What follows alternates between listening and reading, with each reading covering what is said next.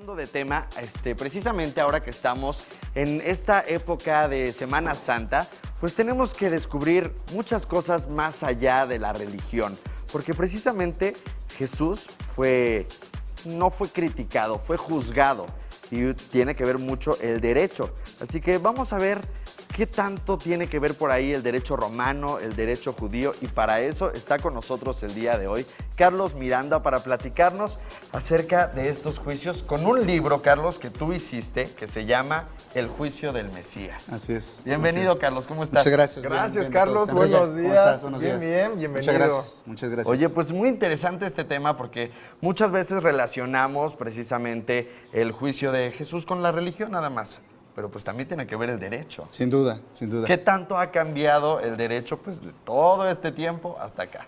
Bien, pues bueno, primero agradecerles la oportunidad que me dan de estar con ustedes. Ahora sí vengo como Carlos Aguirre. Claro. Como Carlos Aguirre, autor del libro, Sí. que se llama El Juicio del Mesías. Y bueno, es de una forma muy concreta lo que quiero compartirles, ¿no? Venga. El día de ayer, que fue Jueves Santo, prácticamente se lleva a cabo, de acuerdo a la tradición, el juicio judío, ¿no? Un juicio en el cual Jesús es llevado ante la instancia que se llamaba el Sanedrín y pues es juzgado. Pero ¿Es donde está Pilatos? No, es antes, es en el romano. ok. Es en el romano. Ya, Entonces, al ser llevado ante Caifás, en ese sentido. Claro. Ante quien es llevado. Y pues bueno, hay una serie de alteraciones. Jesús no tiene ningún defensor de oficio, por así decirlo. Claro. Él es el que enfrenta solo el juicio. Y digamos que la parte más controvertida del juicio ante Caifás en ese sentido es que Caifás es el juez. Y es el primer caso de la historia en el que un juez se vuelve parte en contra. Claro. ¿En qué momento lo hace? En el momento en que hace a un lado todos los testigos, diciéndoles que ustedes están bajo el influjo de este hombre, y agarra y Caifás, olvidándose de ser juez, agarra y le pregunta a Jesús, yo te conjuro el nombre del Dios vivo, que digas si tú eres el Mesías, ¿no? Se altera totalmente el proceso jurídico. Es decir, el que juzga pasa a ser el juzgador. Claro. En ese sentido, el que acusa. ¿En dónde queda ahí la ley? Así es, ¿no? Ajá. Y digo, y la respuesta que da este carpintero de Galilea es sumamente magistral, porque agarra y le dice, tú lo has dicho. Es decir, el comentario que hace Jesús no es a nombre de él, sino a comentario de él, del que juzga, Caifás. Y en aquel entonces decir tú lo has dicho implicaba una connotación que decía, lo que tú estás diciendo no es que yo lo diga, sino que tú lo sostienes. Por lo tanto, lo que ¿Tu tú dices responsabilidad? es verdad.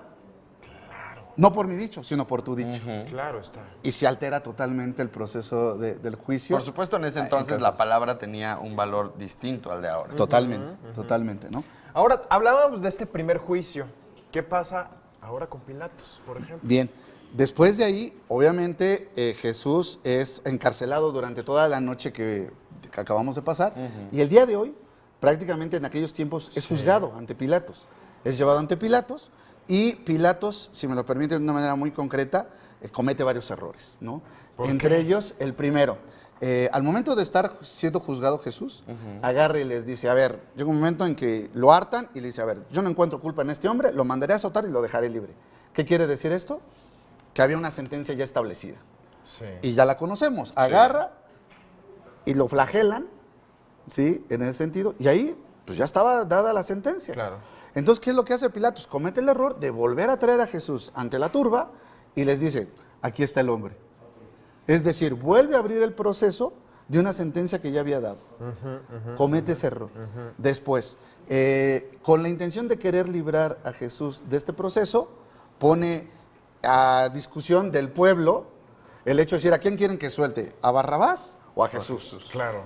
Y comete otro error, porque Barrabás representaba este interés para algunos judíos que luchaba en favor de los judíos. Sí. Es decir, no era el ladrón que luego pensamos que era, sino que era una especie como de héroe. Casi héroe, ¿no? Sí. Así es, ¿no? Entonces, imagínate una turba que le pones ante este esquema, ¿por quién crees que iba a optar? Pues claro. Claro. ¿No? Entonces, lo suelta y queda Jesús y a manera todavía Pilato, a manera de burlarse de los judíos, porque el lavarse las manos implicaba una expresión de que yo soy puro, me libro de responsabilidades Literal, y les dejo se lavó las y les dejo la bronca a ellos, ¿no? Claro. Pero fíjense nada más, Pilatos era el juzgador otra vez, era el juez, y deja la decisión, su responsabilidad en manos de un pueblo. Totalmente complicado. Claro, está. Muy fuerte. Oye, Carlos, ¿qué reflexión nos podrías compartir a partir de, pues, de esta visión completamente diferente de lo que estamos viviendo esta Semana Santa? Pues mira, yo creo que en primer lugar el tema nos invita pues a una seria reflexión, sobre todo con este hombre, con este carpintero de Galilea, que verdaderamente hace un esfuerzo, hace toda una vivencia en función del valor de la dignidad de la persona. Claro. Algo que hay que resaltar de este hombre es que en el proceso de un juicio mantiene una dignidad verdaderamente impresionante. Claro, y se aprecia Impresionante, perfectamente, claro, ¿no? claro. En ese sentido. Por otro lado, la lección que nos da es que el derecho debe ser un instrumento de esperanza. No puede ser un instrumento para lastimar o para alterar la vida de otros. Tiene que ser un instrumento de esperanza. Y bueno, la mayor reflexión que nos llevamos también en este proceso de Semana Santa es el valor de la dignidad de todos los hombres, ¿no? Claro. Y que el derecho debe de trabajar para que se construya esto. Así que ¿desde cuándo empezamos a ver estos tintes, ¿no? De, pues, inclusión, de respeto, ¿Dignidad? claro, de dignidad desde antes, o sea, desde que estaba Jesucristo, ¿no? Así es. Muchas Desde gracias. entonces, muchas gracias a ustedes. Te agradecemos muchísimo que hayas venido el día de hoy.